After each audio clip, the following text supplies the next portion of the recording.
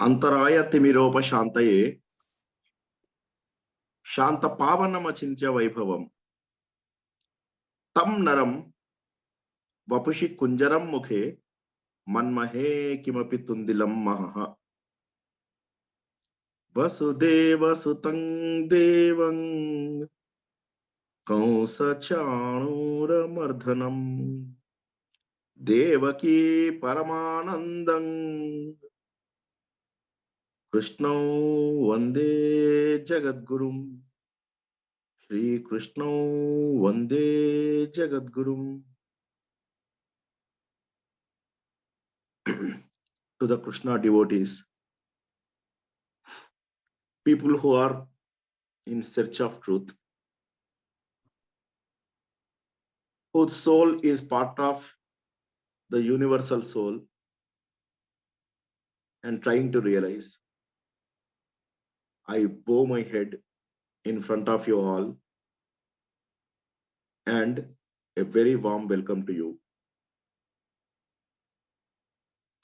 Faith moves mountains. However, Hindu religion is not a religion. It doesn't just depend upon the faith. Science, arts, and philosophy,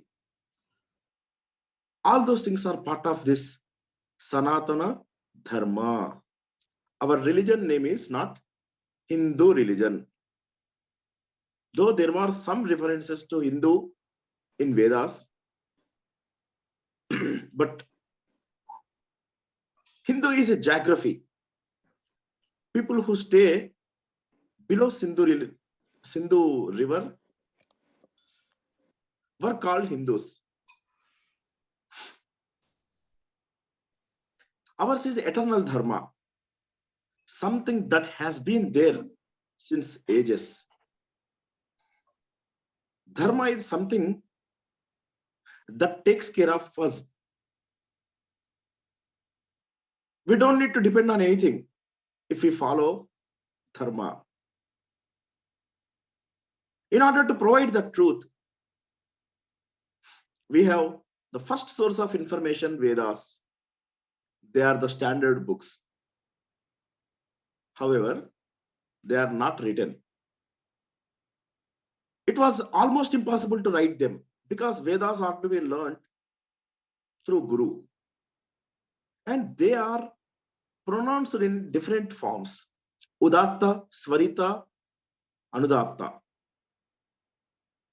So it was very difficult to write the tones also.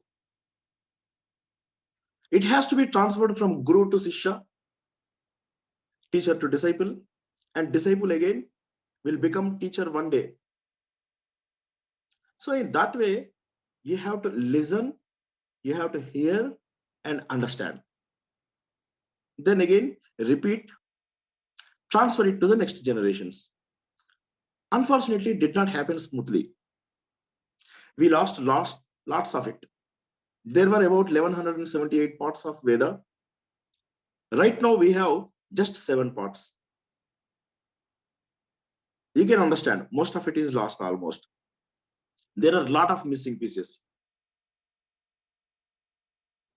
It's even impossible to collect them at this point of time. Vedavyasa, who understood this in Dwapara Yuga about 5,000 years back, he wanted to offer a solution. He had 4 disciples. He gave the responsibility to 4 of them, asking them to spread the message of God, spread the message of Veda to the world. They are Jaimini, Paila, Sumanta, Vaishampayana. Hope some of you have heard about them. These people tried to spread the message to the masses. However, they came back with one single message. It's almost impossible to convey the message of God. Understanding Vedas is difficult. Vedas are like rules of God, rules of a king. So it's very difficult. You have to follow, that's it. You may not be able to understand the essence of it. This is what Vedavyasa understood, right? Then he wanted to make the essence of Vedas. Veda means with. With means knowledge, wisdom. Vidya. Hope you all have heard this. He wanted to have this essence, wisdom, into some kind of stories, which are nothing but incarnations of Lord. Multiple incarnations. He created 18 such Puranas. Very easy to understand. Very easy to understand the stories. Very easy to understand the essence of Vedas also. Mute, please. However, it was very difficult for the people to comprehend the logic behind Puranas. Puranas are stories. However, people understood stories, but people did not get the essence of it. People started fighting among themselves. Vaishnavites started fighting with Shaivas. Shaivas started fighting with Ganapatyas. Ganapatya is a religion for people who worship Ganesh. Then we have Sauras, people who worship Surya. Then we have Kaumaras, Kumaraswamy, Skanda. Then we have Shakteya, people who used to worship Shakti. So there are multiple religions. Everyone has their own Purana. Then they started fighting about them among themselves. So the purpose is not really solved. Initially we had Vedas, and then we have Puranas. Vedas were difficult to understand, and Puranas were difficult to comprehend the essence. So Vedavyasa was thinking about this. How do we spread the message, right? He wanted to write an epic, which is his family story. Then he gave the status of Veda, the ultimate wisdom, to this particular book, this particular epic, which is 100,000 verses. Okay? Since a lot of children are also there, please try to pay attention. Mahabharata is an epic, 100,000 verses. You will not be able to find any book in the world of these many verses. It's voluminous, and it offers huge knowledge. So knowledge wise, it's more, and number of pages also more. The essence is extraordinary. We have so many books from Mahabharata. Nala Damayanti story, Shakuntala Dushyantala story. Then we have Yaksha, questions of Yaksha, questions of Nahusha. There is an essence called Vidura Niti. Then we also have Sanat Sujatiyam. Then we have Srimad Bhagavadgeetha. Of course, Vishnu Sahasranama, Shiva Sahasranama.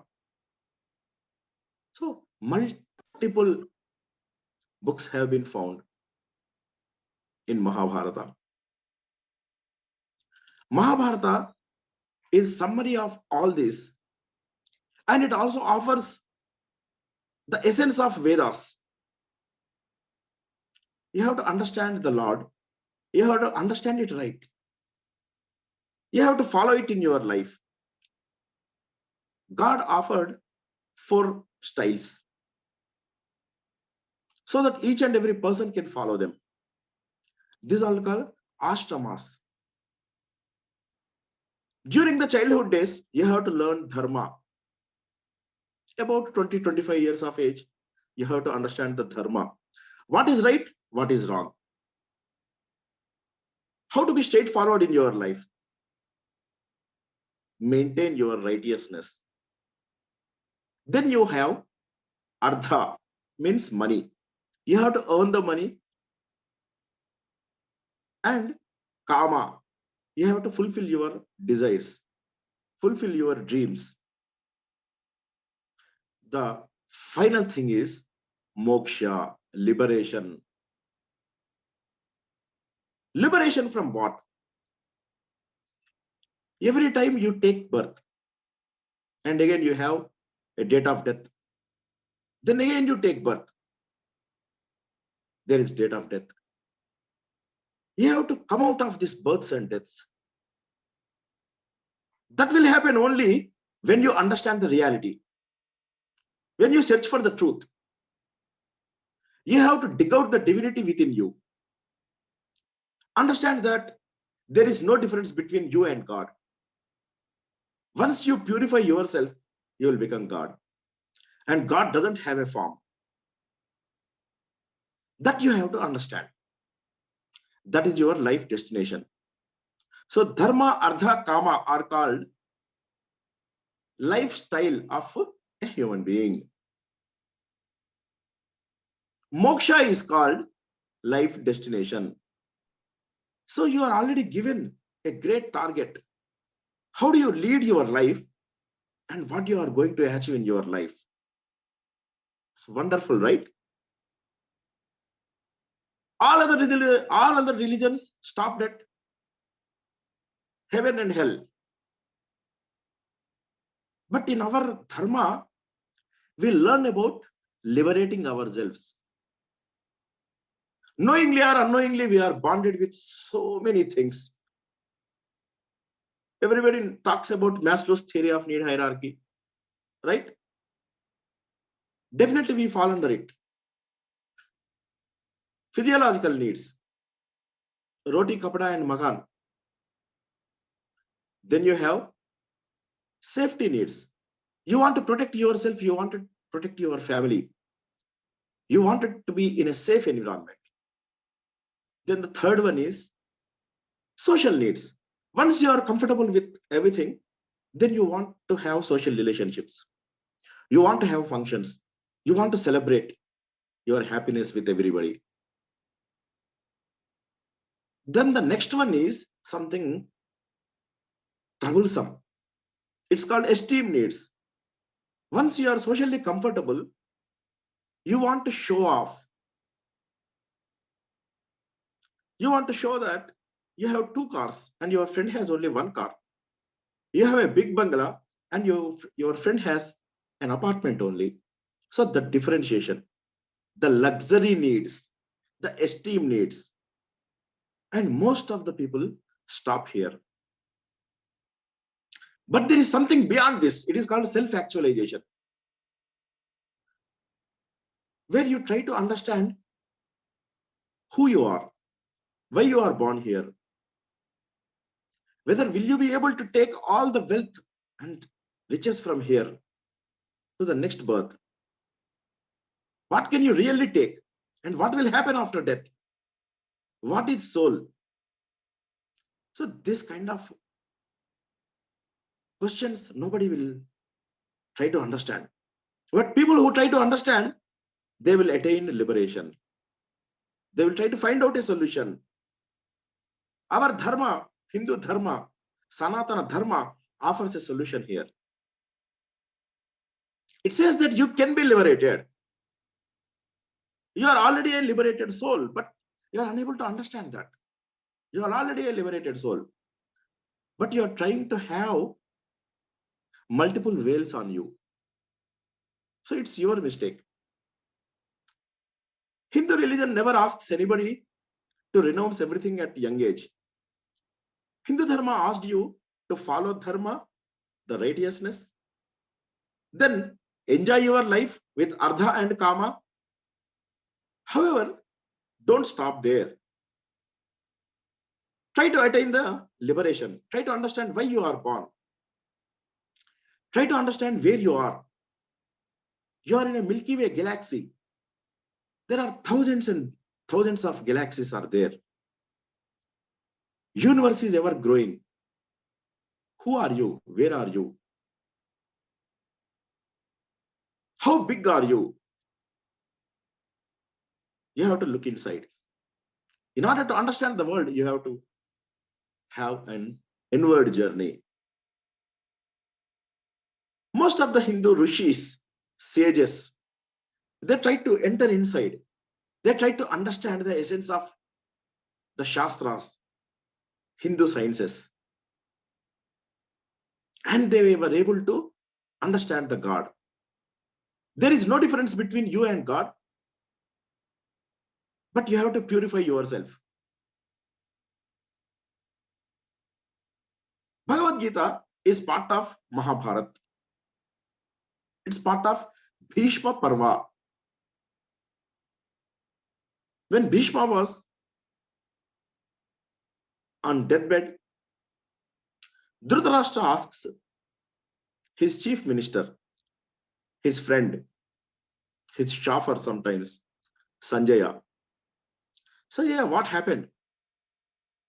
What happened in the war? What will happen in the war? They will fight. They don't have parties, right? So to that, Sanjaya had some special eyes. Children, please try to understand very carefully. We are trying to explain things as simple language as possible. So he'll ask, what happened? Then Sanjaya was able to understand the hearts of the people. He was also allowed into the war. He can travel anywhere. He can do the live telecast. He can also enter the hearts and minds of people and will be able to judge them. And that message is conveyed here. We have multiple scriptures in Hindu Dharma. As we talked about, the Vedas are the standard ones, and Vedas is divided into two parts. First 70% of it is karma, your duties, the rituals. And the last 30% is Upanishads, the knowledge part, the wisdom part. Bhagavad Gita is essence of that wisdom. Upanishad.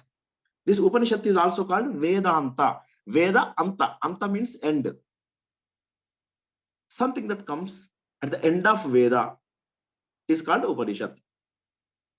So it talks about the rituals in the initial stages, then the wisdom at the end. So you need to understand the wisdom. What Lord Krishna did was, he took all the Upanishads, he tried to summarize those Upanishads, he gave that essence in the form of Bhagavad Gita to all of us. Hope everybody understood. We have multiple scriptures. Vedas are the first source of information. It offers huge knowledge, but unfortunately it's lost. Then the next level is Puranas. 18 Puranas are written by Veda Vyasa, and there are multiple other Puranas also. About 180 Puranas are there, but let's stick to the 18. These are called Mahapuranas. Then the third layer is the epics, Ramayana and Mahabharata.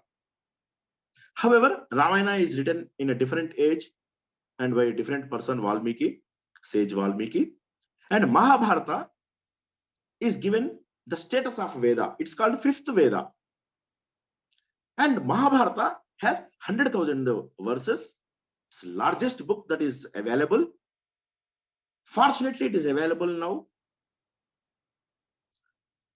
And we have Bhagavad Gita in Bhishma Parva of Mahabharata. It offers huge knowledge. It offers ways to reach God. It has 18 chapters. Mahabharata has 18 chapters. First 6 chapters are called Karma Shatka. Shat means 6. Karma Shatka means people who are duty-minded.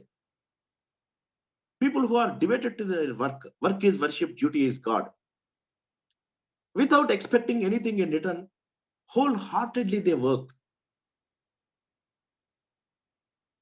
in a pious way, in a righteous way. Next 6 chapters are for the devotees of Lord. Who is a devotee? Who loves God. Love God? How is it possible? I have never seen God. How can I love him? I have love for my children. I have love for my wife, my parents. and my close friends, because I am closely associated with them. How can I love God? But that is possible in these 6 chapters. How do you love God? Why do you love God? 7, 8, 9, 10, 11, 12 chapters of Bhagavad Gita talks about this. Why do you love God? How do you love God? Then Arjuna becomes a full-time devotee after 12th chapter.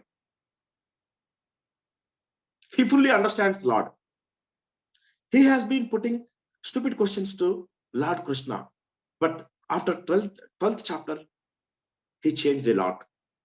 Once you become devotee of God, you surrender to him.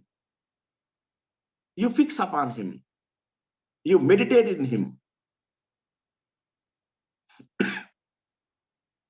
13, 14, 15, 16, 17, 18 are called Jnana Shatka. Jnana is wisdom. Shatka is 6 chapters. Once again, I repeat, first 6 chapters are called Karma Shatka. Next 6 chapters are called Bhakti Shatka. Last 6 chapters are called Jnana Shatka. People who are duty minded, they choose Karma Shatka automatically. They try to serve the society. Service to the nation is service to the God. And they don't expect anything in return. They don't anticipate any honors. Next 6 chapters talk about the devotion to God. You do everything and give it to Lord. You go to temple, whatever the prasadam is offered to you, you will accept it. You will not crib there. I don't like this prasadam. Whatever is given, even the tirtha, the pious water, that is also fine for you. Similar way, in your life also, once you are a devotee, you accept everything that comes in your way. We have to understand that.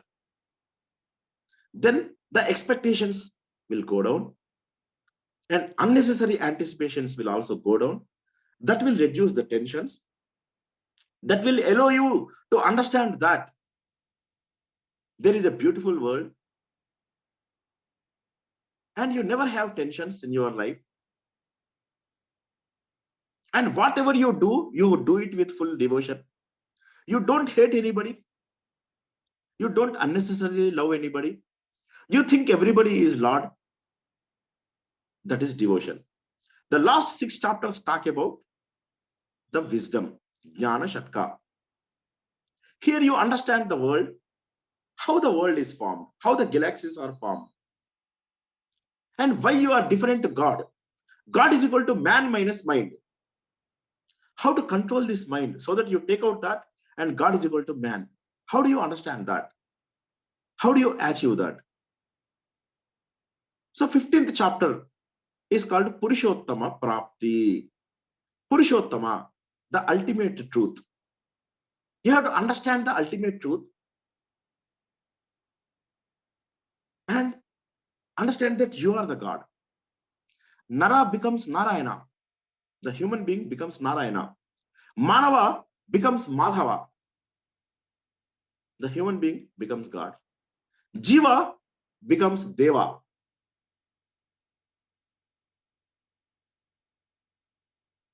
Purusha becomes Purushottama. So, 15th chapter truly ends Gita. However, 16th, 17th, 18th chapters provide additional information. It's like appendix in our books. 16, 17, 18 chapters, they offer you additional information. For example, 16th chapter talks about how to purify yourself. What are the extra qualities that you need to understand Lord? 17th chapter talks about the 3 gunas, the 3 characters of you, how they change you. 18th chapter makes you a perfect man. However, why 12th and 15th chapters? No, we have to understand that. Why the whole world is focused on learning 12th and 15th chapters first, and then the remaining chapters. 12th chapter is like entering the sanctum sanctorum of a temple. Garbhagrihi, Gudi. temple. Once you enter temple, 15th chapter, you will understand that there is no difference between you and God.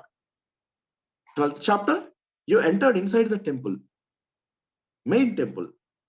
Then 15th chapter, you understand that there is no difference between you and God. Your goals are aligned to God. You are aligned to God. You understand the path of God, and you will have an eternal happiness. That is the reason 12th and 15th chapters happen to be the most important chapters. Almost all training institutes, wherever you go for Gita, they start with 12th chapters. 12th chapter, and they finish 15th chapter also. And there is one more reason for that. 12th and 15th chapter, 15th chapters are the smallest chapters, 20 verses only. But they offer huge essence of Veda. Since the nectar is huge here,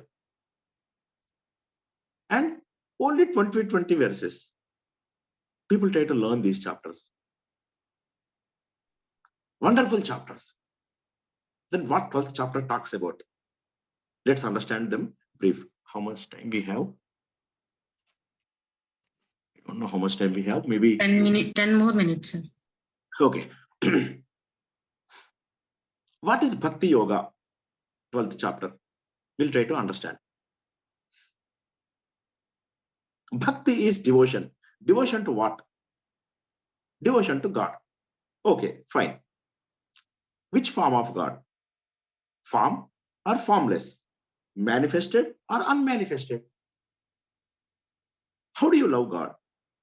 So here, God offers solution. A lot of other people from other religions, they question us. God doesn't have a form. How do you worship God? Why do you worship God? God doesn't have a form. That's correct. Even in Hindu Dharma, God doesn't have a form. God has 5 forms. Number 1 is the idol worship, the form representation of God. Second one is geometrical representation of God. It is called yantra. Hope everybody is paying attention here. Initially, God has a form. That is idol worship. Then the second one is yantra, geometrical representation of God. Third one is called mantra, sound representation of God. Fourth one is called kundalini. It's your causal body. That causal body will have different kind of structure where you need practice. Then the final one is nirakara, formless. So God is in form, God is in yantra, God is in mantra, God is in you, and God doesn't have a form. The ultimate truth. Universal truth. This universal energy is God. God is ever pervading. God is omnipotent. God is omnipresent. God is omniscient. He understands everybody. He is within you. So Arjuna, after looking at God in 11th chapter, he was shocked. In 11th chapter, something called Virata Rupa. Hope everybody understands Virata Rupa. Virata Rupa is like the largest and the ultimate unified form of existence. Virata Rupa, the ultimate unified form of existence. Then suddenly, Arjuna was under tremendous confusion. Lord, I did not understand. I thought God doesn't have a form. But now I see that in the 11th chapter, I see a Virat Rupa. Who are better yogis then? Do I need to worship you in form or worship you formless? Now, hope everybody understands this. In all other religions, they worship a formless God. But we understand that God is manifested. In all our scriptures, it's mentioned that God was initially Nirakara, without any form, but he had taken forms so that we will be able to understand the ultimate truth. We are the representatives of God, and we are supposed to find out the God. That is the purpose of God. After having all the things in this life, we have to understand that there is a God and he is here. So go everywhere, understand everything. Finally, you know that God is here. And finally, you are God. So people who understand that here is God, they don't need to have a form. They don't need to worship form, because they understood the truth. But in order to understand the truth, you need to have practice. This chapter specifically talks about form or formless, which is better, number one. Number two, the characteristics of worship. How do you worship God? And what are the characters of devotees? This is very important. Everybody thinks that going to a temple and offering some dollars to God is worship, is devotion. No. God offers multiple solutions. God doesn't say that you have to come to a temple or go to a Tirth Yatra. He talks about understanding him, loving him. So people who already attained that phase, who are called Jnana Yogis. Okay, I repeat, Jnana Yogis. People with lot of wisdom, they realize already. They realize that God is everywhere. God is imperishable. God is all pervading. God is eternal. God is unchanging. So they understand that God is formless, the ultimate knowledge. For them, it's absolutely fine. But people like us, who are doing our materialistic things, who are happy with our materialistic need, then what about us? You need to have practice. The sadhana, it's called sadhana. There is ghee in milk, but when do you find it? Only after you do practice. Mathan, Sagar Manthan, when it happened, Ambrosia came out. You need to have that Manthan. So he is asking Arjuna, personified or formless? Which is right? Who is better yogi? Then God is saying that, see, people who understood the true reality for the Jnana yogis, it's okay. We can disconnect the call and connect in the new call, or we will. We can continue for 5 minutes, sir. Okay. When it is finished, then we can take another call too, sir. Yeah. Yeah. As soon as this gets disconnected, we will join the next session for quick questions and answers. So, people who understand that God doesn't have a form, God is Nirakara, that's fine, because they are just waiting for this body to fall. That's it. Once this is fallen, they are with God. But people like us, who are bonded laborers, we need practice. The practice has to be perfect. In order to have practice, you need to have form. So God is saying, if you do idol worship, nothing wrong. Idols are not just representatives of God. This whole universe has energy. You tap that energy into this idol. They do multiple things to install a God. They do japa, they do mantra, they do abhisheka,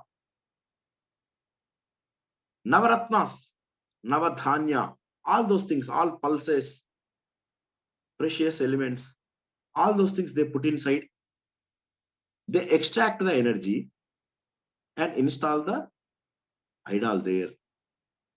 Just the way everywhere electricity, but you will connect it only through plug points. So about 28 forms of meditation, 28 forms of worship are included in idol. So never underestimate idol worship. This is what God is saying. It's amazing. It's amazing. It's amazing. So God is saying that you can do idol worship and I will protect you. You fix your mind. You fix your mind to me. And understand that I am the ultimate destination. And you need to have unwavering focus and attention on me. And I will be protecting you. So God is making a promise. He's saying that I will protect you. But you are supposed to restrain your indriyas, senses. You have to control your senses. You have to have balance your mind. And engage in well-being of others. So God is talking about multiple things. So I will protect you. I like you. And those kind of people, I definitely support. However, if you want to do formless worship, kleshodika taras tesham avyaktasaktate chetasam. Extremely klesha adhikatara. Extremely difficult. Extremely difficult. Klesha adhikatara. So never go there. One day you will realize that. But for that, you need to practice. Practice equanimity. Practice balanced mind. Try to practice controlling senses. 5 senses: mouth, nose, eyes, ears, and your body. Control them and control your mind also. Then obviously you will attain that particular phase where Jnana Yogis are already there. So it's very troublesome. It's very complicated. That's what God is saying. So dedicate your actions to me. And understand that there is one supreme God. There are multiple gods. But understand that there is Parabrahma, one supreme God.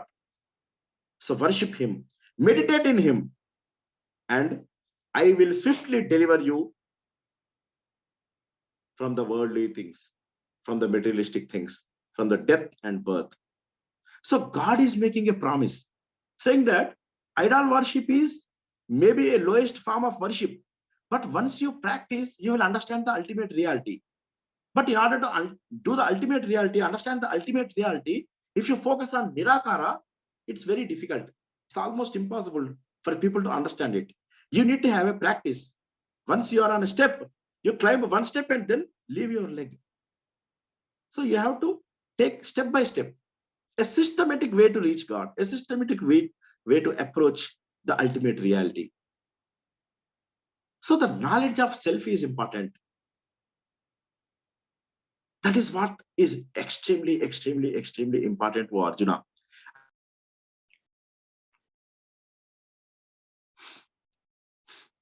Jai Sri Krishna, welcome back. We tried to understand the Hindu Dharma. Hindu Dharma is eternal truth. And in order to understand the eternal truth, we have Vedas. However, we lost them. Most of it is lost. Only 7 parts are left. Then the next stage is understanding the Puranas, which are given to us by Veda Vyasa. They help you to understand the essence easily. However, people started understanding the stories and they forgot the essence. However, Puranas help you to be a devotee. They will definitely help you to love God, understand God. Then the third form is the epics, Ramayana and Mahabharata.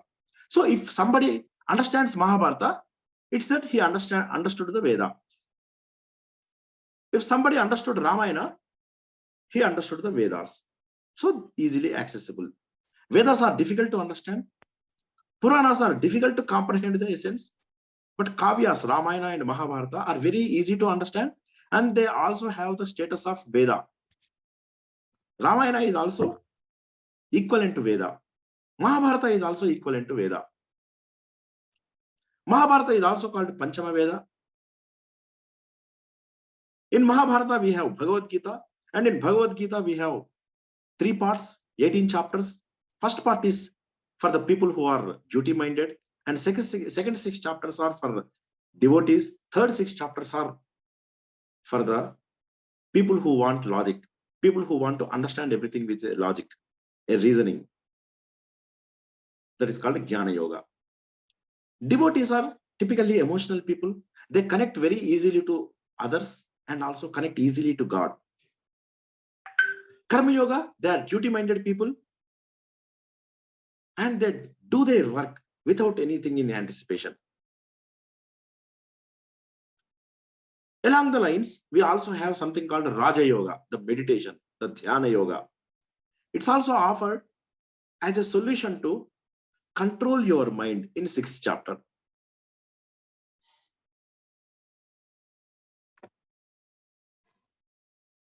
Sorry. Raja Yoga is something that controls your mind. So we have Karma Yoga, Bhakti Yoga, Raja Yoga, Dhyana Yoga, 4 kinds of ways to reach God. No other religion has this clarity. 4 ways to attain freedom. Ultimately, you are supposed to be free from all the bondages, all the materialistic things. Because if you don't leave them, God will cut them. That's what you have to understand. You will not be able to carry everything from this birth to other birth, all the wealth. However, the maturity, you will be able to take it to the next birth too.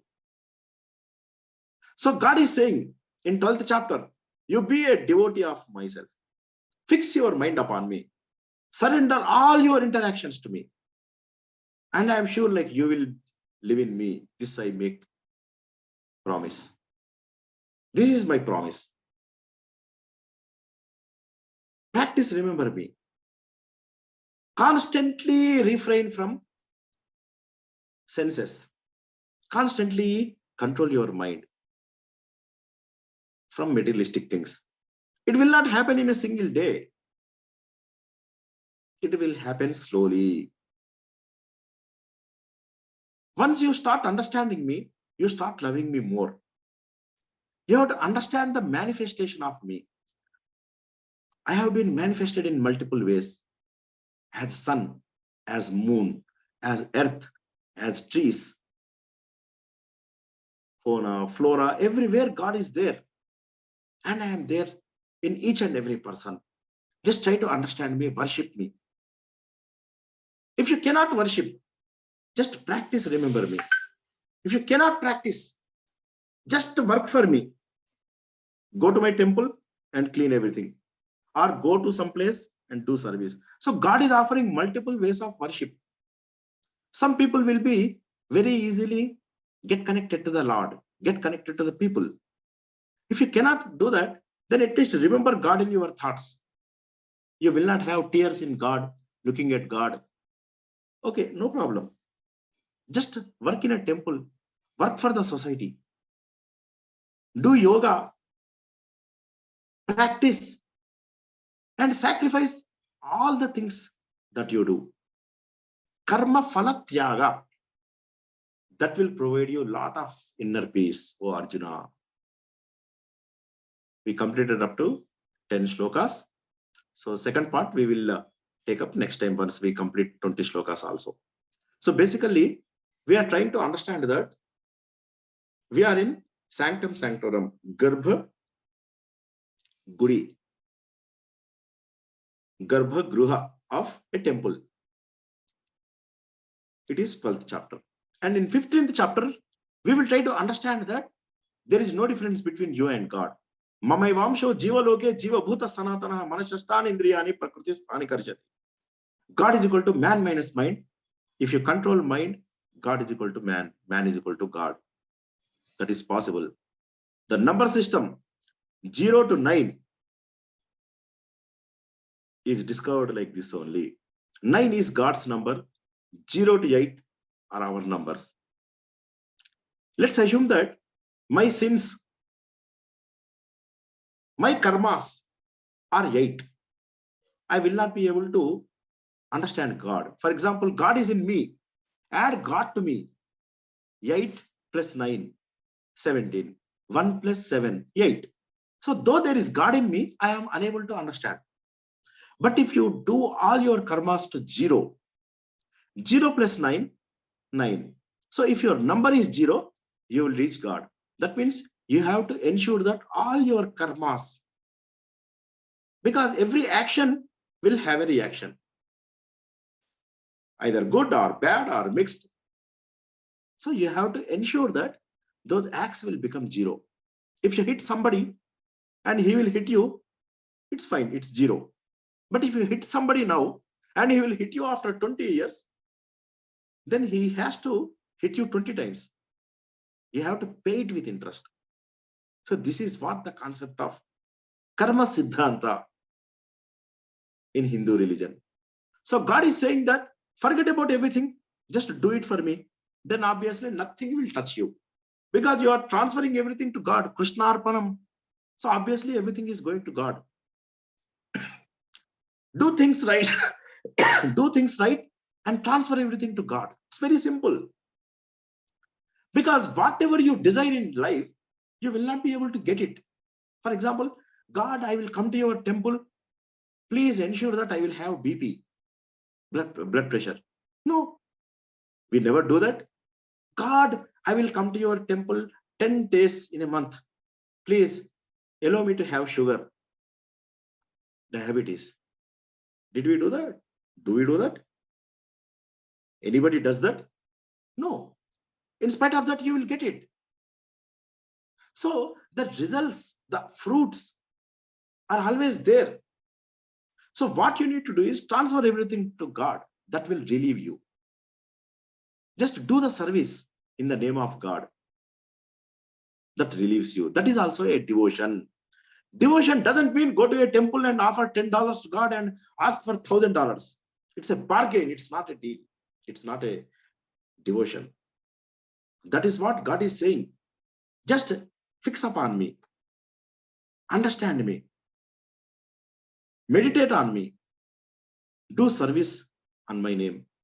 Practice remembering me while controlling your senses. So simple ways he is offering. So with this, we will conclude the session and we will have a few questions answered. Yogesham Satchidanandam Vasudevam Vrajapriyam Dharma Samstapakam Veeram Krishno Vande Jagadgurum. Thank you. Thank you, everyone. Maybe we can take a few questions if anybody has. Hello, sir. Namaste. Namaste, sir. Yes, I just wanted to thank you. It was a great presentation, lots of information to comprehend, but we have to comprehend it with no mind. Thank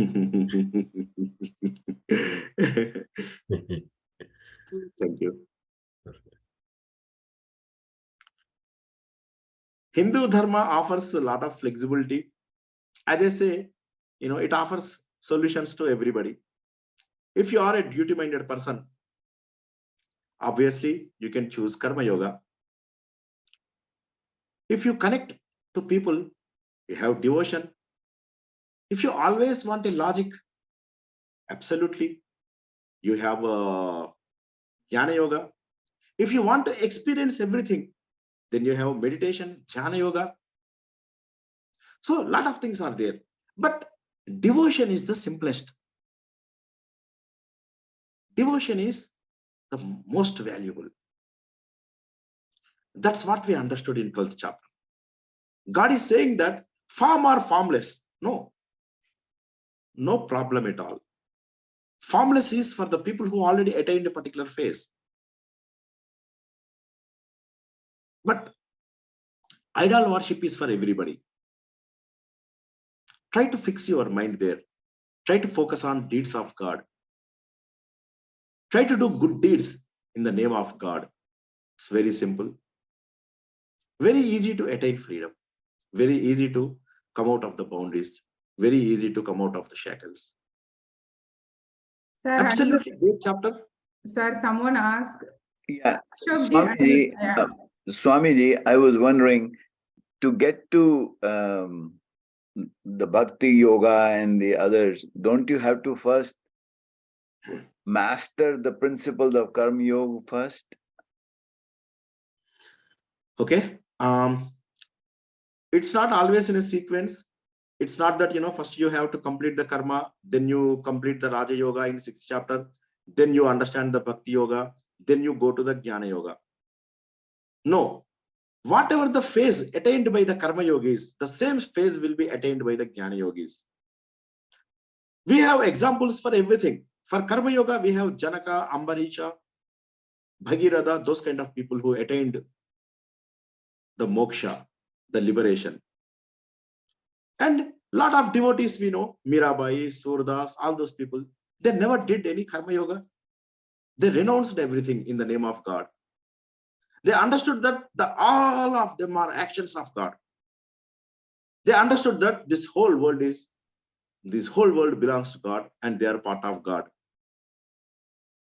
They don't need to follow the principles of Karma Yoga once you are a devotee, because devotees are generally connected to God very easily, connected to the people very easily. And same with Jnana Yogas. What I meant was, for people like us on a day-to-day basis, don't we have to first make sure that we are doing our karmas properly? Absolutely. That's where we have the lifestyle and life destination that we discussed about. Lifestyle is Dharma, Artha, Kama.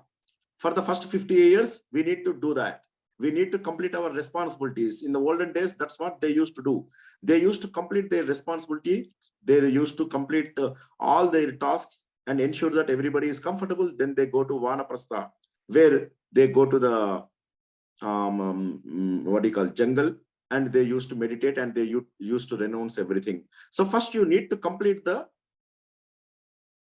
karma, bhakti, you need to complete the dharma, artha and kama. So these are the phases of life. For the grihasthas like us, these are to be followed for sure. Definitely they are to be followed. For the first 20-25 years, we learn dharma, and next 25 years, we learn artha and kama. We don't learn, but we earn and we enjoy the fruits of it. And after 50-55 years of age, we try to transform ourselves. We try to understand why we are here, what we are going to take it to the next level. And we try to slowly, Sangha Vivarjita. Sangha Vivarjita means you have to renounce everybody.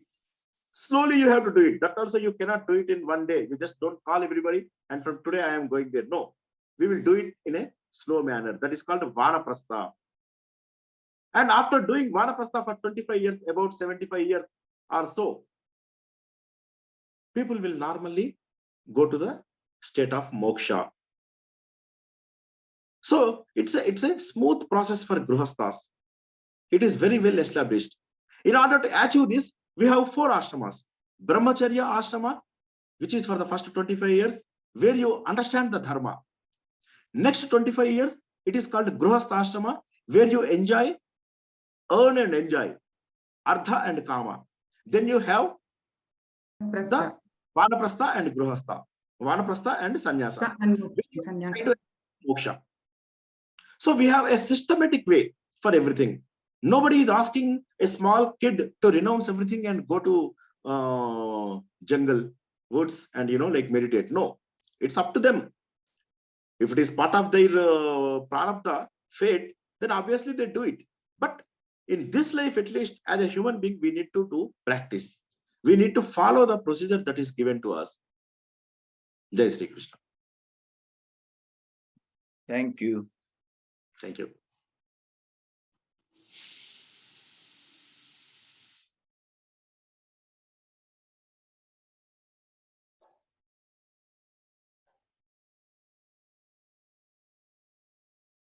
Any other questions?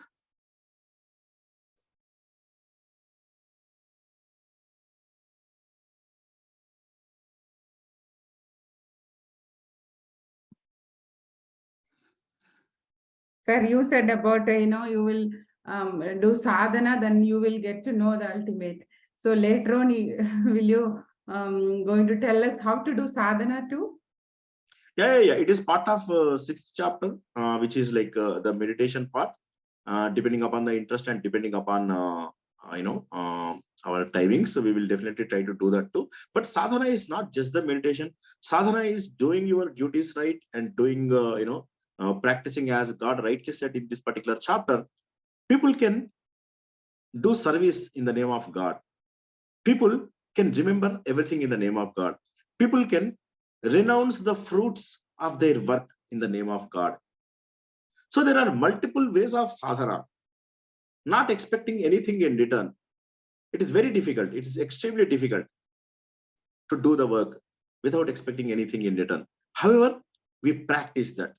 And God is also talking about the control of senses. He mentioned that multiple times in this chapter. How do you control your mind? How do you control your senses? These are called Shama and Dhamma. You need to practice them.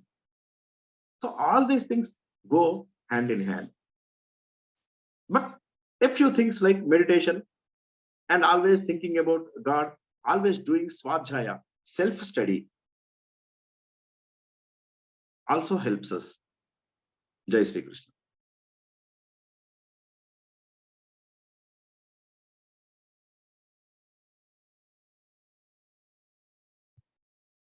I think no questions.